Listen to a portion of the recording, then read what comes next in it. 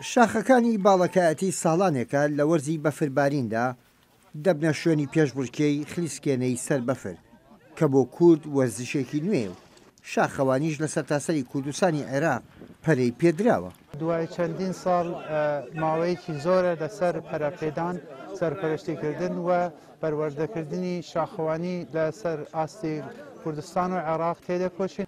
لە نێو ئەم گروپەی خلیسکێنەی سەر بەفر ژمارەیەکی زۆریش بۆ شاخەوانی لێرە هەڵنزان بە شاخ و چاوتێرکردن بە سروشتێکی دڕفێن. سروشتێک لێرەیە کە دەستی مرۆڤەکانی بەکەمی پێگەیشتووە. هەموو ئەمانەش ئەگەر حکومەتی هەرێم گرنگی پێ بدات کەرتی گەشت و گوزار زۆر وڵات دەژێنێ. ڕۆژێکی خۆشمان هەبوو خلیسکانەمان کرد و پێشبڕکێیەکی بچووک کە هەندێکیان لە کەمپی ئاوارەکان فێری خلیسکانە لەسەر بەفر بوون. شاخەکان زۆر جوانە و بەفرێکی زۆر باریوە و خەڵکی کوردیش زۆر بەسۆزن. ئینتر بەهۆی ئەوەی تا جەوەکە زۆر کەشوهەوایەکە زۆر سادی کرد و بەفر بەسەرداباری و لەسەرەوە هیچ مەودایەکی بینن نەبوو.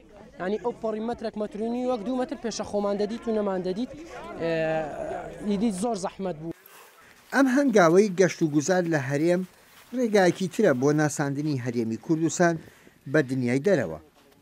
بەردەوام شوێنە سروشتی و کۆنەکان زمانێکی سەوزن هەموو کەس لیان تێدەگات. فرسەتێکی جوانە بۆ یەکترناسین و پێکەوە ژیانی ئاشتیانە هەروەها سەرکێشیەکیش بوو. براوە و دۆڕاو لەم گەشت و پێشبڕکێیە وەک یەکن. هەر یەکێک لەمانە چیرۆکێکی لایە بۆ گێڕانەوەی گەشتێک بەنێو بەفر و شاخ و سروشتێکی دڕفێن. یەحیا بەرزنجی دەنگی ئەمریکا.